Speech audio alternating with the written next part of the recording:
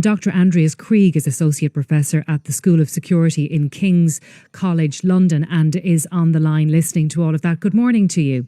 Good morning. What's your response to what you've heard that the Taoiseach Leo Varadkar here saying, and your view will be in the context of the international response and the fact that we are an outlier? Well, I think this is a very balanced statement. I very much echo what the previous speaker said. I think it's overdue that Western governments speak up based on value, based on norms, rather than on who they align with or who they agree with or disagree with. I think fundamentally the public opinion is shifting across Europe and also in the United States. Obviously, in the global South, which we never consider, Africa, Asia, it's already been very starkly, very strongly supporting the Palestinians all along. And I think we're now in a situation where I feel, particularly in the UK as well, that there's a massive gap and a widening gap between what the public thinks and what policymakers are saying rhetorically. And then there's also even a gap of what they say publicly and what they're saying privately as well. There seems to be this compelled consensus of people unwilling to say anything critical of Israel in fear of being shamed as being anti-Semitic. And I think that Israeli information networks over the years have kind of created this atmosphere which makes it impossible to criticize Israel without being smeared as an anti-Semite. And I think that is certainly a case for policymakers who feel that they can't deal with the kind of backlash that would come from that. And we've seen it here in the UK happen with Corbyn and the Labour Party a couple of years ago, and hence the Labour Party now headed by Keir Starmer taking a very pro-Israel, unequivocal pro-Israeli approach, which is very surprising to many, and I think it's been kind of damaging. And the same happening in America with Biden. We already mentioned Germany. I mean, Germany, obviously, with its legacy of the Holocaust, obviously has to tread very lightly, but has taken an absolutely unequivocal approach supporting Israel without actually saying anything critical about their war against Palestinians and the growing death toll. And I think there is a thing here that needs to be said, is that a war can be just, so that you have a right to defend yourself. And I think that's what Israel has as a state. You have the right to defend yourself. So it is a just war to fight, but it's also the justness of the war is decided also by how you fight the war. And I think that's where most people have problems. That's where most people who are studying just war theory, international law, international humanitarian law have now huge, grave concerns that Israel is just acting out of an act of, it's anger, it's impulsive, it's based on emotions, and it's not based on critical thinking. And it's actually not really worthy of a democracy to actually take the actions that they're taking, and most importantly, using the rhetoric that they're using, because the rhetoric that's been used, the dehumanizing rhetoric against Palestinians, is kind of setting the context for what's happening now in Gaza. And that is something that, every Western leader has a duty to speak out against, and still say they have a right to defend themselves, but please within the confines of international law. Andreas, so on yesterday's programme, we had Matt Fry from Channel 4, and he was telling us to watch what's going to be said today by Hassan Nasrallah, the leader of the Lebanese Shia Islamist group Hezbollah. He's going to make his first public comment since the attack on the 7th of October. And what he says, as I understand it, could determine whether this conflict spreads. Do you agree with that? And where do you think he's going to go with his comments? That's everybody's guess. Obviously, the key question for everyone, I mean, what's happening in Gaza is horrible. And it's certainly a terrible war that needs to be brought to an end. But it's still a fairly confined conflict. This can easily spin out into a much broader regional conflict that would involve Iranian proxies all over the region, in Iraq, in Lebanon, in Syria, and we're already seeing the Houthis in Yemen chipping in. And I think this is something where everyone is very scared about. Most GCC countries, Gulf countries, are very concerned about this, but also the United States are concerned about it, and Europe should be concerned about it, because that mass conflict that would involve Iran would start and would be kicked off in Lebanon, would be kicked off on the southern border of Lebanon. So Hassan Nasrallah is going to, after now nearly 4 weeks, is going to make comments that are obviously highly anticipated.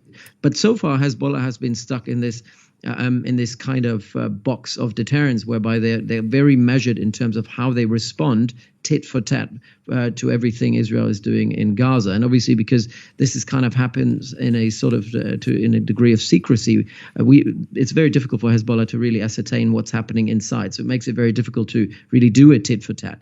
against everything Israel is doing.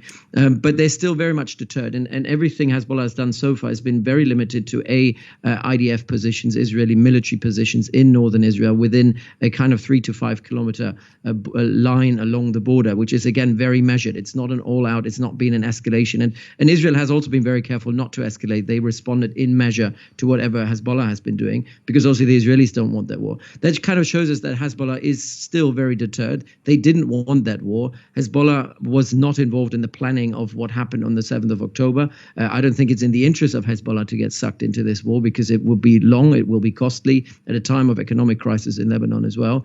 But at the end of the day, there's a red line that if Israel crosses that, Hezbollah has to react because its credibility is on the line. And there is also competition within the wider axis of resistance. That's how they call themselves. That's how Iran calls that axis. And when the Houthis in Yemen now use all that action, all that rhetoric, yes, people are expecting Hezbollah to take a position as well. There's some competition of who's the biggest defender of the Palestinian cause. So what Nasrallah is saying today is going to be very important. I guess it's mostly rhetorical, but I think he will clearly outline a red line. And I think the red line here is if there is a threat to Hamas to be actually eradicated in the Gaza Strip, which is what Israel is saying, that is something Hezbollah cannot and will not accept. And then it will escalate beyond this very fine line of that border in the north and penetrate targets deep inside Israeli territory. But are you saying that from what you've seen so far, Hezbollah does not want to open that front in the north? Well, what they're doing is going to be very close to what we consider to be the threshold of war. It's just about below that threshold of a major escalation.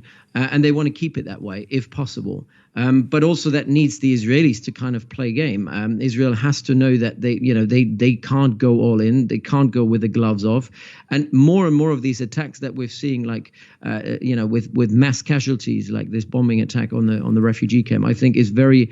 These things are very problematic. These are things that Hezbollah will see and that Hezbollah will have to respond to. And it could be a single missile. Mind you, I mean, we expect Hezbollah to have around 100,000 missiles in southern Lebanon, and some of them far more powerful, much bigger warheads and further distance in terms of how far they can fly than anything Hamas has. If they use that, just a single strike in Tel Aviv, for example, would cause casualties in Israel that Israel will have to respond to. So it is on the knife's edge where we are. And I think while they don't want that war, if Israel is not careful, they will get that war. Mm-hmm. And that stated strategic goal, which you mentioned there, that Israel has said it wants to destroy, eradicate Hamas, I mean, that is not something that is possible because it will always be replaced by something else or by somebody else. So is that rhetoric? And why then would Hezbollah react to that when they know too it's not possible?